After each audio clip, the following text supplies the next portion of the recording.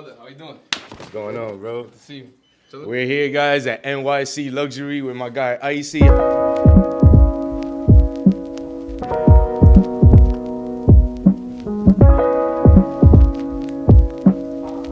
How we doing today, brother? It's a pleasure, man. How's everything, bro? I'm good, man. Good to see you again, brother. So this is my guy. For you guys who don't know, he does custom pieces for MLB players and many other stars like Jose Ramirez, Vladdy Guerrero Jr., and so on. So Scuba went crazy. That piece went crazy. That went viral. Yeah, that How was is for Max. How is that like, working with MLB players, working with other celebs, and how did that come about? So honestly, I'm a little numb to it now. Honestly, it's just about meeting great people. All these dudes are really good characters to be around. People in the MLB have a great energy to them, and to me, it's a dream come true. I used to play baseball growing up, so a lot of these guys I watched on TV or, you know, in some capacity, I'm already familiar with them. So I get to shake hands and do business and create meaningful relationships with people who I admire and do awesome work. You mentioned baseball, but take me back a little. How did the whole jewelry game start for you? Where did you initiate this whole plan, and what was your game plan to reaching the people that you admire, like MLB players? So honestly, it started from around COVID time. I've been doing this for around 5 years now. I saw a lot of guys on Instagram just kind of living their best life, you know, on yachts and parties, and like, who really doesn't want to do that? You know what I mean? So to me, I had a plan. I had a B point, and I'm at A. So to me, I just had to kind of fill in the steps. And first thing I did is I went on YouTube. I found out how to make jewelry. There's a process, you know, you have to cast, and you have to hire people to buy stones, and you have to step by step. And just as I was doing that and making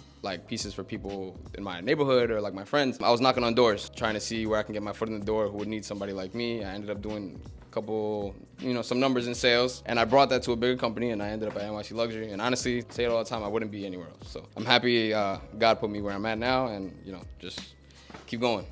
Right. We did mention some big names like Vladdy, Scuba, but what are some names that people might not know, a little bit more low key, that have surprised you personally? Maybe this surprises me. It might not surprise the rest of the people. Max Clark is a, you know, great client. He's super flashy. He's a cool guy. I don't know. I mean, all these guys are really, they have their own personalities. They have their own relationship. I got to build brotherhood and friendships with people who, you know, are only seen on TV or like all-stars. Jose Ramirez is also a very, very good friend of mine that, like, if it wasn't for me doing this, I wouldn't have the opportunity to stay with him in DR or, you know, hang out with him in Cleveland. I've been courtside with him, and we're on the Jumbotron together. It was just surreal moments that, like, I wouldn't be able to experience if it wasn't for, you know, all this being put in place for me, you know?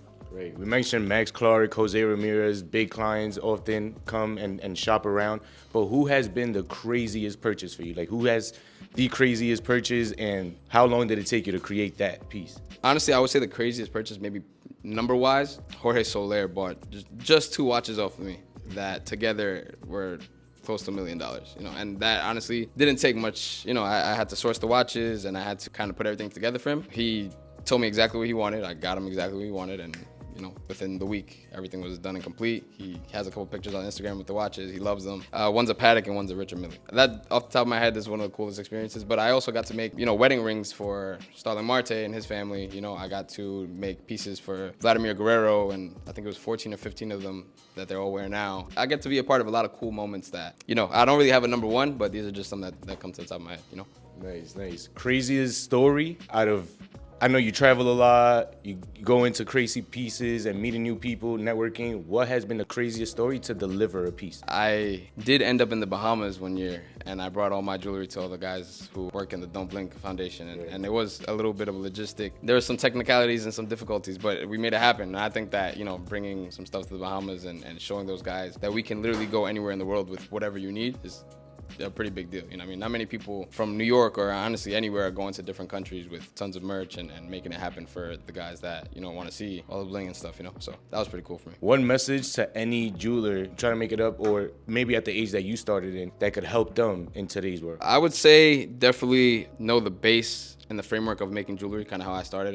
It's really not hard to learn. There's a lot of YouTube videos you can figure out, like, you know, how to make a piece. A lot of it is not really working with your hands, but more commissioning other artists or other workers to do it. You know, getting polishers, getting diamond setters, buying diamonds from the right price. And you're gonna make mistakes in the beginning, spend a little more money than maybe you should, but these are things that you should, like, keep a track of or keep in your notes, so that way, like, a couple years down the line, you're not making the same mistakes. You're not spending unnecessary money. Also, what I did at the same time, knock on doors, you know, make meaningful relationships with people in the space. You never know who could change your life. Honestly, for me, it was a overnight type thing. I ended up here, and I called my mom the same day, and I told her, I think I might have changed my life, and 100%. Like I go back on that story all the time, and you know it's a blessing. So just definitely keep your eyes open and speak to as many people as you can. Build relationships with everybody. You never know what you're gonna run into. So Who is one person that you've always wanted to make a piece for, but haven't gotten the chance to yet? the little kid in me would say Derek Jeter. There was one instance I was with Vladdy's family in Seattle, I think, for the All-Star game, and we were just walking through the tunnel, getting to the game. A-Rod, Big Papi, and Jeter, I guess, were on the way to the,